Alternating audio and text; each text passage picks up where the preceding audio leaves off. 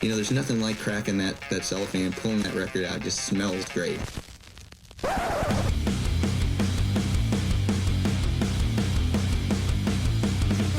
Welcome to BODS Mayhem Hour. Non-stop hardcore energy. I love the show, guys. You're awesome. Unlike any other. With your host, John the Bod, a.k.a.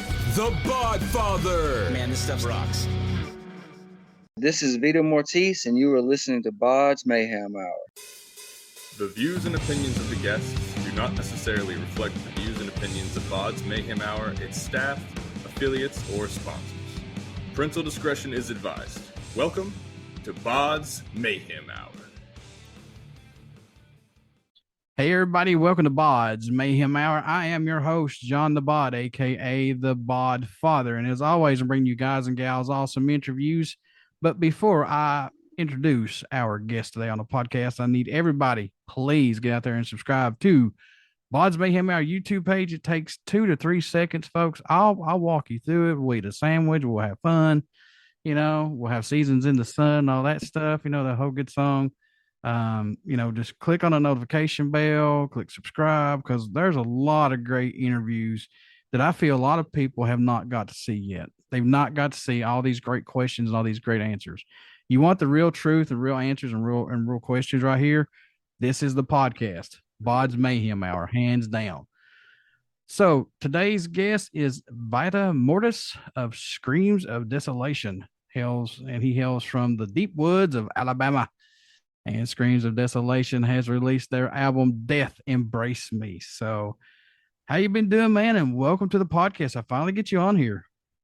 Yeah, man, it's a pleasure, man. Like I said, I've watched just about all your videos and just was waiting for my day to come up here. And, we're just taking it day by day, brother. Dude, that makes me smile. That makes me happy when somebody's actually giving me their time and day to sit down and watch these interviews. And I truly appreciate it, man. Don't think I don't, because I do. I really appreciate that. Thank you so much. Yes, sir. Most definitely, bro. So you created 3 EPs and 2 albums on your own.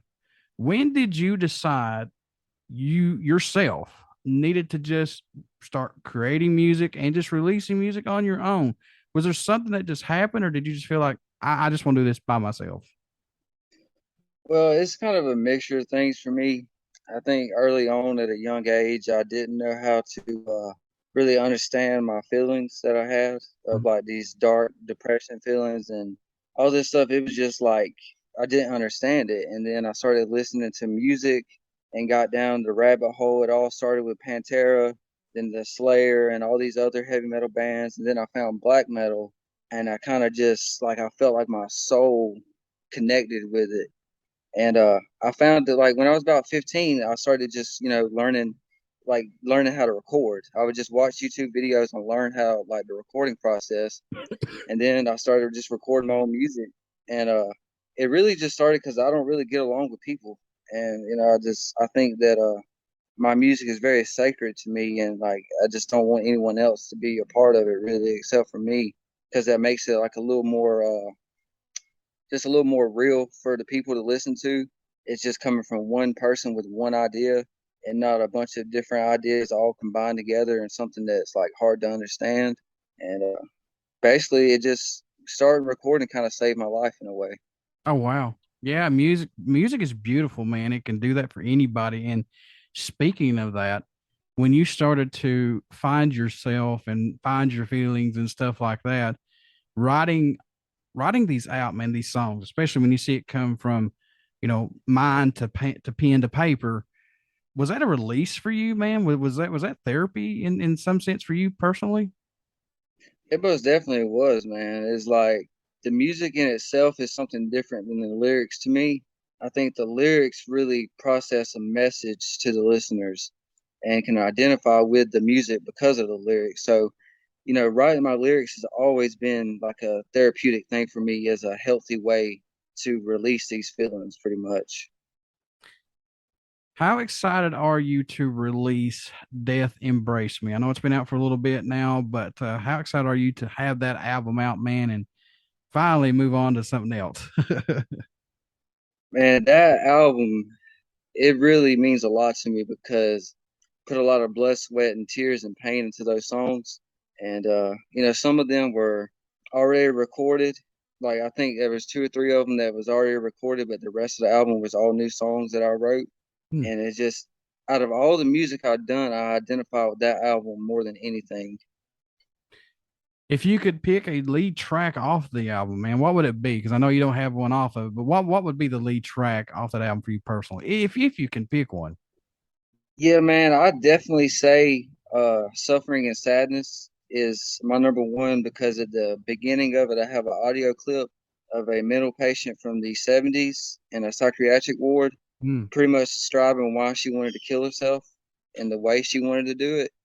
And to me, that resonated with me a lot because I have those feelings quite often, and I feel like that audio clip made the song a little more real. And oddly enough, that song actually got taken down off of YouTube. Wow. Yeah, YouTube, man, they've been cracking down on a lot of that stuff. I know Cultus Black, they had a video up, they removed it too because of the title. I mean, and they removed it. So, it happens, unfortunately. But hey, put it back up there and see if it happens again. Yeah, I was thinking about just doing a different video for it. Yeah. There you go. Just do something different. Throw it up there, man. Yeah. I want to step back here for just a little bit because we talked about how music saved your life and it saved my life. Was there just one song that finally, grabbed you and said, "Hey, look, man, shake out this shit"? Was there one song that said, "Hey, this is cool. I need to create this to let my soul speak," sort of. I think the first song I actually connected with was Floods by Pantera. And Yes. the more I got into music, like my uncle, he showed me all the metal music I listened to. Like he saw Type of Negative live back in the 90s and shit. So he exposed me to a lot of really awesome metal bands. And, it just started there. And then I found black metal, specifically the DSBM stuff. And bands like Nocturnal Depression really kind of cemented my feet into the ground of my love for music. So the song that you created that was in the vault there, how long had you been setting on that to add to this new album? Well, brother, it was quite a while because at first I wasn't so keen on the idea of releasing music because it kind of made me feel very like vulnerable to people. And then one day I just like it come down to a point where it's like either I'm gonna put this music out or I'm just gonna waste away and that's it. And so I just put the music out and seeing the success that come from it is really just what has kept me going. That was going to be my next question, man. How did you feel once you let that out there? Because I know it's very scary. I know it's very scary to put yourself out there, and you gotta have a thick skin. You gotta have a thick skin, but you don't give up on you do not give up on what you believe in and what you want to play. I don't care if it's bluegrass, country, rap, underground folk music. I don't care. If you believe in what you want to play, you play it and you play it full heartedly. But when you saw the reviews coming in and people saying, "Hey, this is good stuff," what was your thoughts on that? Man, I was really taken back because I didn't expect any of this to happen. I didn't expect people to listen to the music first off, and I definitely didn't expect them to kind of identify with it and to let them see like, we're not alone in this world. Yeah. There's someone creating this music that feels the same way I do. And that in itself, man, is worth like $1 million. Oh, sure, yeah. Especially when you get people that you don't even know who come and tell you, say, "Hey, man, that's a great song," and people overseas, Yeah, man. Man, who did, and that's I've seen that a lot. I've seen a lot of people put out music who are indie bands, and people overseas just eat it up for some reason, and I don't know why. Yeah, man, that's kind of like with my music. A lot of people in the overseas really enjoy what I create. Was there a track that you were working on that totally ended up sounding different than it was intended to for this album? Was there one that kept changing, or you just wasn't satisfied with and finally got it?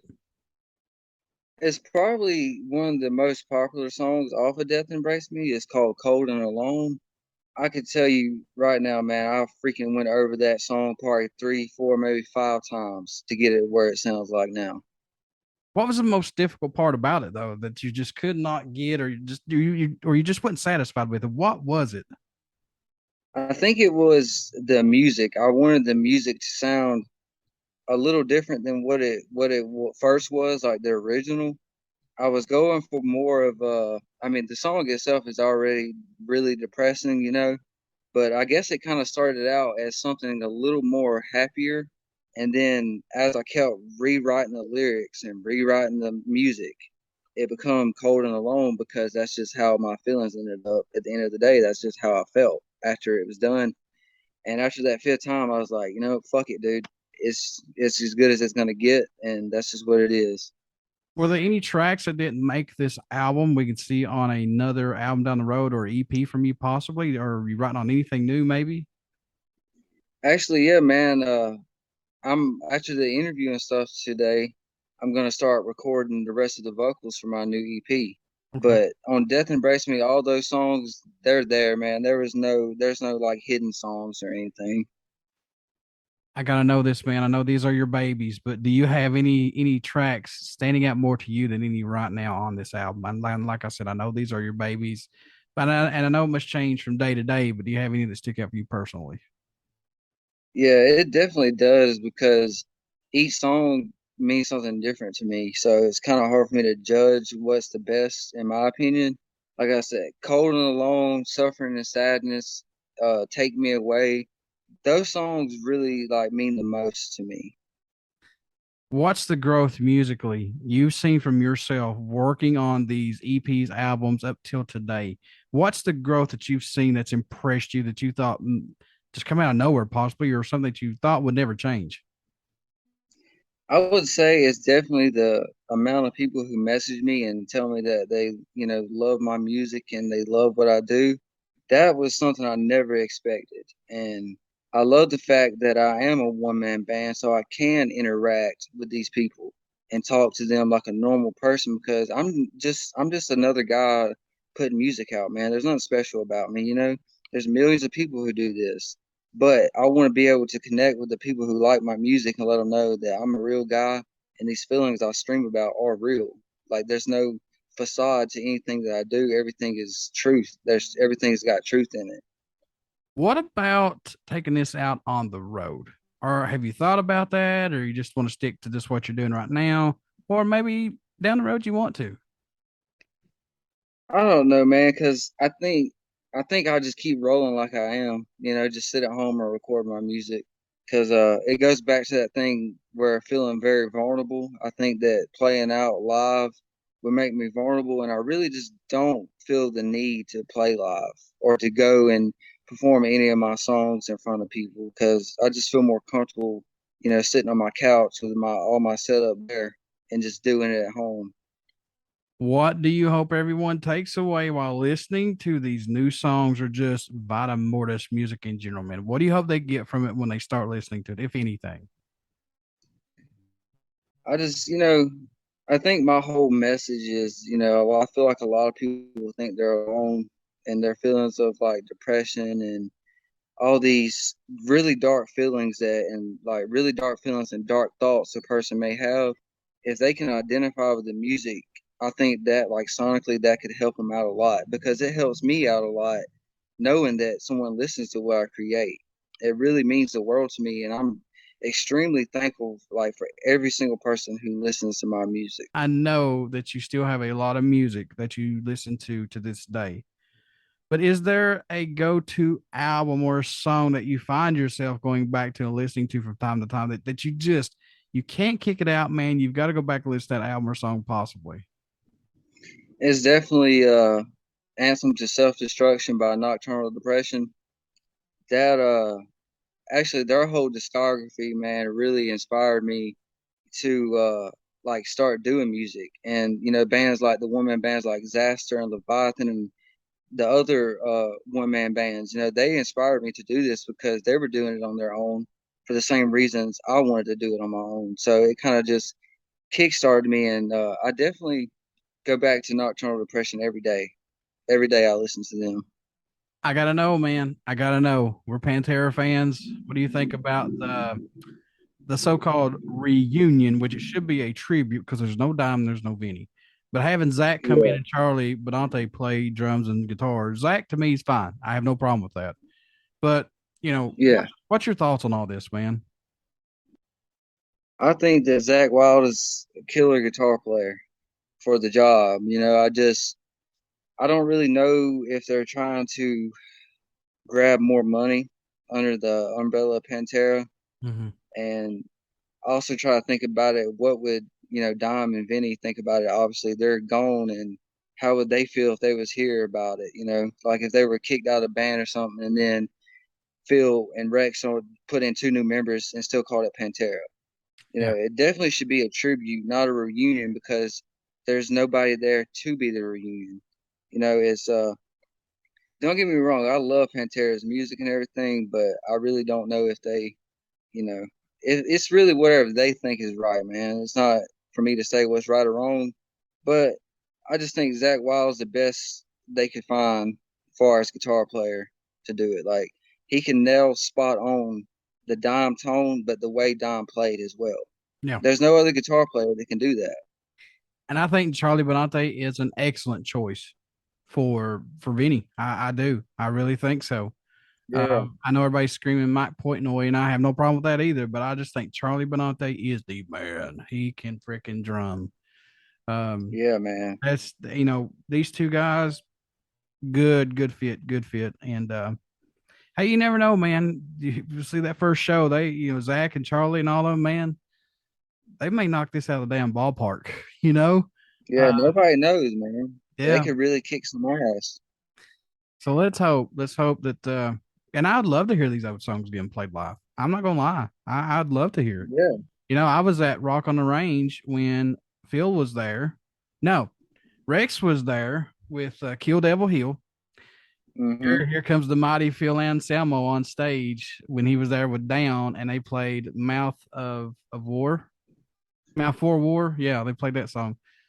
And I was just like, oh God, damn. Yeah. That's good. Good song, good memories. But God bless them, and I hope this all works out for sure. All right, man. Me too, brother. I'm definitely not hating on them. No. We are definitely not hating on them. This is just our opinions only. Folks, get out and pick up Screams of Desolation, their new album called Death Embrace Me. You want to get out and pick that up? Vita Mortis, my friend, how can folks stay in touch with you? Buy this album, all your EPs, everything under the sun for Screams of Desolation. How can they do that, my friend? Just contact me through my Instagram. It's Screams of Desolation. I don't really get on any other social media too much. I have Facebook and everything, but the way to contact me is definitely through my Instagram.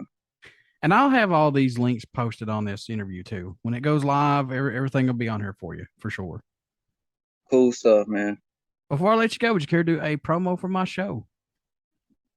Yeah, man. I'm really grateful to be on here, man. I really think that what you do here on your channel is fucking sick. I think that you do a lot of great interviews, but you also interview great fucking people, great musicians. And I think it's a wonderful thing that you're doing. And the fact that you ask these really good questions and questions that matter is what's important, because the artist, like, I feel fulfilled doing this interview because you asked me the questions that I like to answer. It wasn't no bullshit like what color is the sky today or some shit like that. You know what I'm saying? It's real deal interview. And I think that a lot of people lack the ability to realize that, yeah, this person is in a band and everything, but they are a normal person just like you and me. They don't want to be asked dumb questions. They want to be asked meaningful stuff that they can answer, with pride, and you can do an interview with pride and everything. And so everyone check out his channel, man, BODS Mayhem Hour. If you want to see some great fucking interviews, fucking go down his catalog, man. There's lots of shit to watch. Thank you so much, man. I tremendously appreciate that. That makes my day. It really does. When somebody just much love, brother. Much love. Just takes time out to watch one video, I'm happy. But I need more subscribers, folks. Come on. Don't do this to me. That's right. Subscribe to him, man. This is Vita Mortis, and you are listening to BODS Mayhem Hour. Everybody get out and check out our Facebook page. It has our podcast link and our YouTube link. please subscribe to that YouTube link and click that notification bell, because you'll see me script names and band names all over the place, and album covers, everything. You'll see me script everything like that. It's all funny. But anyway, please get out and pick up Vita Mortis. See, I said it that right. I said it right that time. Yeah. Finally. Get out and pick up Screams of Desolation, Death Embrace Me, his other EPs and everything like that. So please give them a fair shot. And also, I'm affiliated with Metal Incorporated, Forum Obscura, which is an online magazine who handles obscure art, band reviews, album reviews, stuff like that. And Diary of the Madman, the ultimate Ozzy Osbourne podcast with Dan and Josh. These guys know everything about Ozzy, more than what Ozzy knows about himself, I guarantee it. But I love those two guys. They're awesome. They're very awesome. Vita Mortis, thank you so much for being on here, and I appreciate the kind words, even though I screwed your name up. And you know, Hey, it's all good, bro. But thank you, man, for everything. Yeah, man, I appreciate you too, man.